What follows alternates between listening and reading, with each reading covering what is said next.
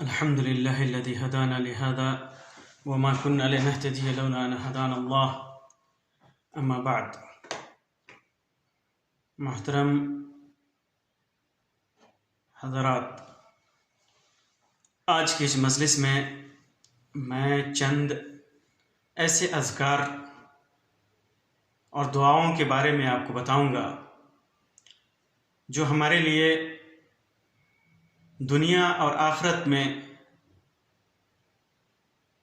خزانہ کی حیثیت رکھتی ہیں۔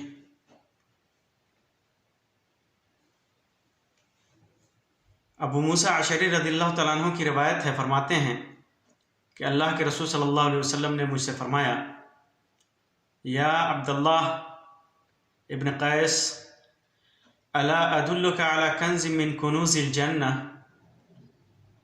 اے عبداللہ ابن قیس، کیا میں تجھے جنت کے خزانوں میں سے ایک خزانے کے بارے میں نہ بتاؤں؟ اور وہ ہے لا حول ولا قوت الا باللہ، متفق علیہ روایت ہے۔ یعنی لا حول ولا قوت الا باللہ یہ جنت کے خزانوں میں سے ایک خزانہ ہے۔ یہاں ایک اہم بات ہمارے معاشرے میں مشہور ہے کہ لا حول پڑھو تو شیطان بھاگتا ہے۔ شیطان تو ویسے ہی سارے اذکار اور دعاؤں سے، تسبیحات سے بھاگتا ہے، لیکن یہ غلط نظریہ بن گیا ہے، جبکہ یہ لا حول ولا قوت الا باللہ یہ جنت کے خزانوں میں سے ایک خزانہ ہے۔ لہٰذا جس نے بھی اس ذکر کو دہرایا جتنی بار، گویا اس نے جنت کا ایک خزانہ پا لیا۔ جابر بن عبداللہ رضی اللہ تعالیٰ عنہ سے مروی فرماتے ہیں کہ اللہ کے رسول صلی اللہ علیہ وسلم نے ارشاد فرمایا کہ جو آدمی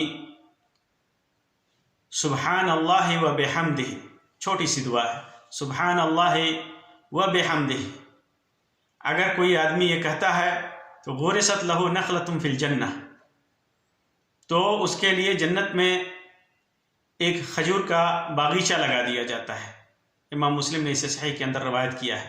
چھوٹا سا ذکر ہے، سبحان اللہ و بحمدہ، جس نے بھی اس کو کہا اس کے لیے جنت میں ایک باغیچہ لگا دیا جاتا ہے۔ اس کو امام ترمذی نے روایت کیا ہے اور امام البانی نے اس کو صحیح قرار دیا ہے۔ اسی طرح اس روایت کو امام بزار نے روایت کیا ہے عبداللہ ابن عمرو سے۔ ابو ہریرہ رضی اللہ تعالیٰ عنہ سے مروی فرماتے ہیں کہ اللہ کے رسول صلی اللہ علیہ وسلم نے فرمایا کہ میں سبحان اللہ والحمد للہ ولا الہ الا اللہ واللہ اکبر کہوں، یہ احب الی مما طلعت علیہ الشمس، کہ جس دن پر سورج طلوع ہوتا ہے اس سے زیادہ محبوب ہے میرے لیے۔ یعنی دنیا اور دنیا کے اندر جتنی چیزیں ہیں، جو اموال وغیرہ ہیں، سب سے بہتر خزانہ کیا ہے؟ سبحان اللہ والحمد للہ لا الہ الا اللہ واللہ اکبر۔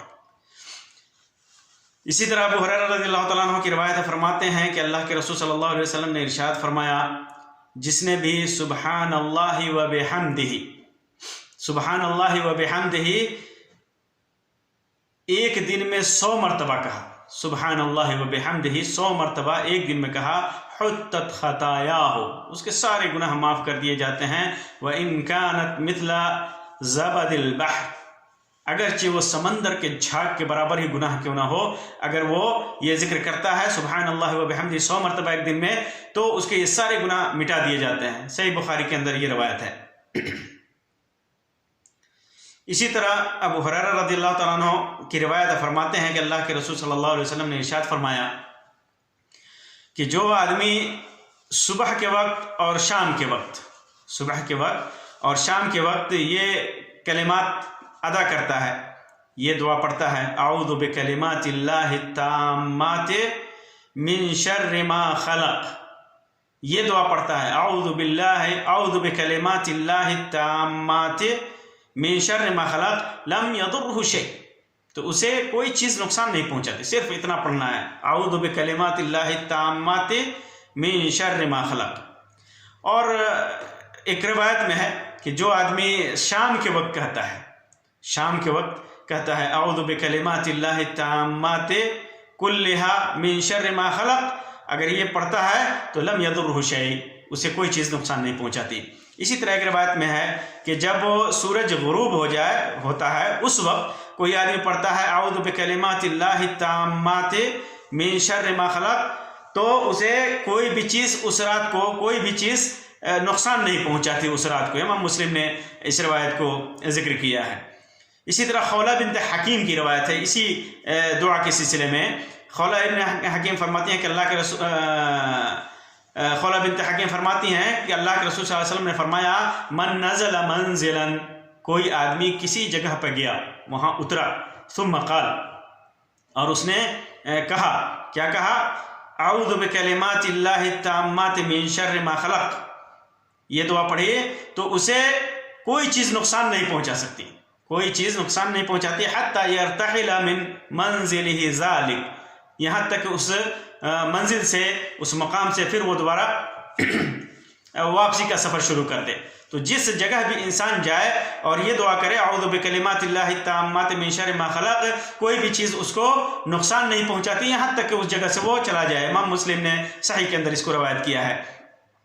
اسی طرح ابو ہریرہ رضی اللہ تعالیٰ عنہ کی روایت ہے، اللہ کے رسول صلی اللہ علیہ وسلم نے فرمایا کہ جو آدمی ہر نماز کے بعد 33 بار سبحان اللہ اور 33 بار الحمدللہ اور 33 بار اللہ اکبر کہے، 33 بار یعنی کل 99 ہوا، یہ پورے 99 ہوئے. وقال تمام المئہ، اور 100ویں بار میں یہ کہے لا الہ الا اللہ وحدہ لا شریک لہ لہ الملک ولہ الحمد وہو علی کل شیء قدیر. اگر یہ کہتا ہے ہر نماز کے بعد تو غفرت خطایاہ وان کانت مثل زبد البحر، تو اس کے سارے گناہ معاف کر دیے جاتے ہیں اگرچہ سمندر کے جھاگ کے برابر ہو. امام مسلم نے اس کو صحیح کے اندر روایت کیا ہے. اسی طرح ابو ہریرہ رضی اللہ تعالیٰ عنہ کی روایت ہے، فرماتے ہیں کہ اللہ کے رسول صلی اللہ علیہ وسلم نے ارشاد فرمایا کہ جو آدمی سبحان اللہ و بحمدہ ایک دن میں 100 بار کہے تو حطت خطایاہ، تو اس کے گناہ معاف کر دیے جاتے ہیں اگرچہ وہ سمندر کے جھاگ کے برابر ہو. متفق علیہ روایت ہے، امام بخاری اور مسلم نے اس کو اپنے صحیح کے اندر روایت کیا ہے. اسی طرح ابو ہریرہ رضی اللہ تعالیٰ عنہ کی روایت ہے، اللہ کے رسول صلی اللہ علیہ وسلم نے ارشاد فرمایا کہ جو آدمی اپنے بستر پہ جائے، اپنے بستر پر جاتا ہے سونے کے لیے اور پڑھتا ہے، کیا پڑھتا ہے؟ لا الہ الا اللہ وحدہ لا شریک لہ لہ الملک ولہ الحمد وہو علی کل شیء قدیر لا حول ولا قوة الا باللہ سبحان اللہ والحمد للہ ولا الہ الا اللہ واللہ اکبر غفرت لہ ذنوبہ او خطایاہ. اگر یہ پڑھتا ہے یہ لمبی دعا تو اس کے گناہ معاف کر دیے جاتے ہیں. بعض روایتوں میں ذنوب ہو اور بعض میں خطایا ہو، اس کے گناہ، اور بعض میں خطا کا لفظ ہے، دونوں کا معنی تقریباً ایک ہی ہوتا ہے. تو اس کے گناہ معاف کر دیے جاتے ہیں اگرچہ وہ سمندر کے جھاگ کے برابر ہو. امام البانی نے اس کو صحیح قرار دیا ہے، اسے ابن حبان نے، ابن سنی وغیرہ نے اور روایت کیا ہے. تو یہ چند دعائیں ہیں، اس کے علاوہ بہت ساری دعائیں ہیں، لیکن یہ میں نے مختصر آپ کے سامنے رکھا ہے. اس کو یاد کریں. دنیا اور آخرت دونوں زندگیوں میں یہ ہمارے لیے یہ دعائیں فائدہ مند ہیں. اسے ہمیں پڑھنا چاہیے، جتنا ہو سکے، جتنا میسر ہو سکے اس کو یاد کر کے پڑھنا چاہیے یا لکھ کر کے پڑھنا چاہیے، یا آج کل موبائلوں میں موجود ہے اس کو پڑھنا چاہیے. اللہ تبارک و تعالیٰ سے دعا ہے کہ اللہ تبارک و تعالیٰ ہمیں نیک اعمال کی توفیق عطا فرمائے، زیادہ سے زیادہ ذکر و اذکار دعاؤں کی توفیق عطا فرمائے، اسے قبول فرمائے، اور اللہ تبارک و تعالیٰ ہمیں تمام بلایا مصیبتوں اور گناہوں سے بچائے. آمین یا رب العالمین. وآخر دعوانا الحمد للہ رب العالمین، وصلی اللہ علیہ خیر خلقہ وسلم. والسلام علیکم ورحمۃ اللہ وبرکاتہ.